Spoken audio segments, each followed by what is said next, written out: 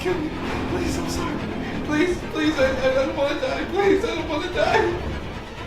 Please.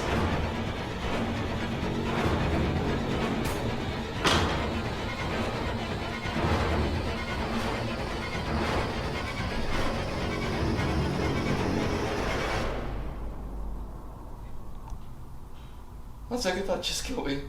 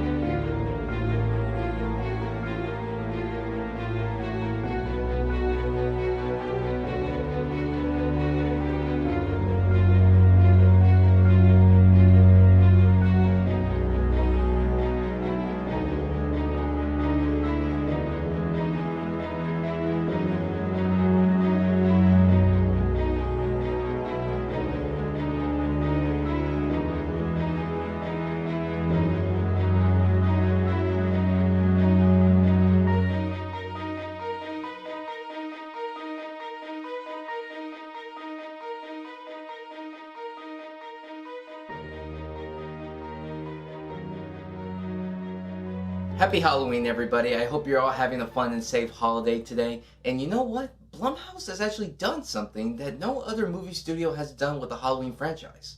And that's have a conclusion. After countless amount of sequels, starting off with the very first Halloween film, all the way to Halloween Curse of Michael Myers, then we retconned that shit and went to H2O and then Halloween Resurrection, which nobody really talks about, and then Rob Zombie would later come in doing Halloween and Halloween 2, his own take on it. I do appreciate what he was trying to go for, but it's not the Halloween films that we know and love. And then finally Blumhouse would then go in and do Halloween 2018, which is a good revitalize of the franchise. I actually did appreciate that film. And then we had Halloween Kills, which I didn't think it's actually a good film, but I did think it was a good popcorn turn off your head type and with a bunch of entertaining kills to go at it.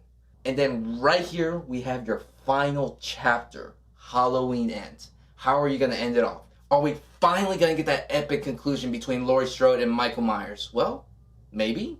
Or maybe not. I'm basically going to give the synopsis of what this movie's about based on what the trailers have showed us.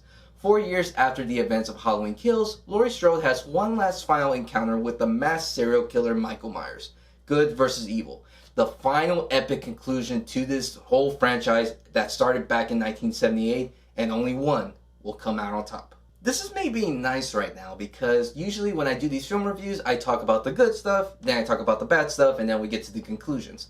So as we go to the first stuff, it's not really going to be that much because the only good stuff within this film is, well, you do have a lot of good performances from every actor in this film, especially when you have a new character like Corey, who I didn't think he was a bad actor in this film, but I'll get to that part stuff later. I think everyone did give a good performance. No one was terrible. Not like the cliche, like, ooh, big-breasted girl who can't act and then she gets killed in a serial killer movie. No, it's not like that. Everyone actually here does give it their all. And the only last good thing I can say about this film is, well, you gave us a conclusion. You actually gave us, like, the last 20, 30 minutes of the film. You had Laurie versus Michael Myers. And that's it. Yeah, that's all the good stuff I can say. The rest of this film was shit. Okay, so here are the negative stuffs about this film. My expectations for this film are not very high in general. All I want from a Halloween movie is entertaining kills, Michael Myers causing shit around, and then Laurie versus Michael, and then a good, satisfying conclusion. That's all we want. We don't want an Academy Award winning film. We don't want the best horror film of all time. We don't want an instant classic. I'm just asking to be entertained, turn my brain off, and just have a good time, and that's it.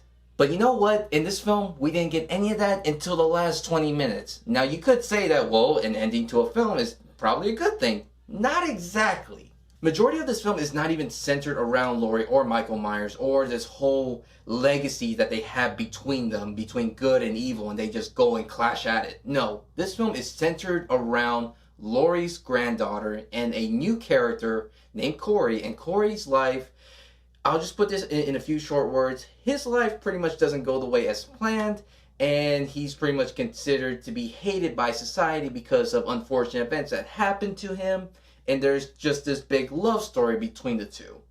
That's pretty much what Halloween Ends is, and Corey, without giving too much away, goes in a little bit of madness. Now, where's Michael Myers when all this is happening? He's only showed up like within a few seconds within the first act, the second act, but he doesn't really come until within the third act. So here I am in the theater, I'm watching it, and thank you Abraham, who actually bought my ticket for the movie. I'm leaning over, I'm watching the film, and I'm like, so when is the good part happening? Majority of the time we have Corey's character kind of like doing this character study of a guy who went through so much bad stuff in his life, and then it's spiraling down towards him a route of evil and madness, kind of like what we did with Joaquin Phoenix's Joker. The problem is, this is a slasher film, and I know I talked positive stuff about Pearl being a character development film and how it is centered around psychological and madness and stuff. I know I gave that positive review, but Pearl and Halloween are two different franchises, and you can't compare the two to one another. Those are way different genres that should be separated from each other.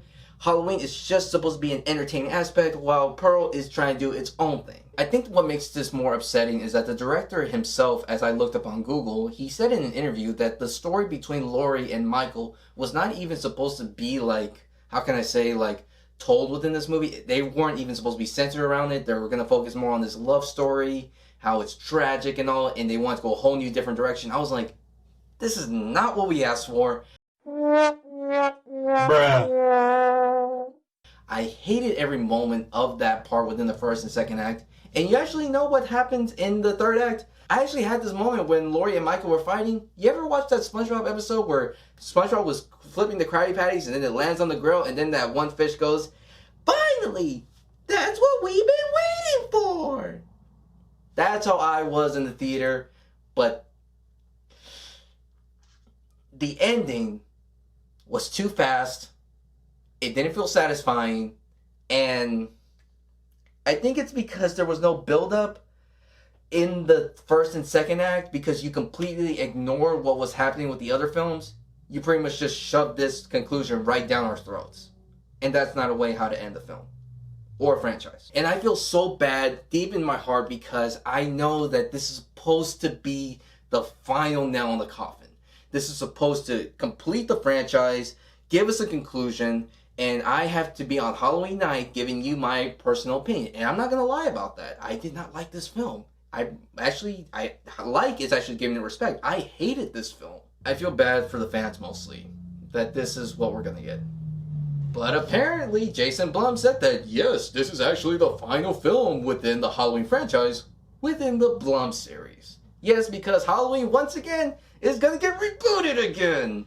Like, we need to see that again. Maybe they could go the anthology route. Halloween 3, I know it was ahead of its time. People did not like it because people only wanted Michael Myers. But this is a day and age where we're living where anthologies are pretty common. We have American Horror Story. We have Predator. Why can't we do this for Halloween? An idea that Halloween, like, bad events happened around the time of celebration. And I think that's actually not a bad idea. I don't think that they'll listen to me or they'll go that route. But if they do, I'm actually looking very forward to that. But if they want to do Michael Myers, then I'm pretty much done with this franchise. So for the final score, I'm going to give Halloween Ends a 1 out of 10.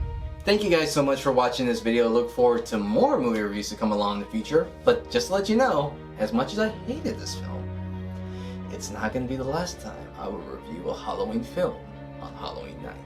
So look forward to many more years to come. So thank you guys so much for watching this video. If you haven't already, subscribe here to the channel for more content. And until then, well, I'll see you next time. And I just want to say it one more time. Have a nice and fun, safe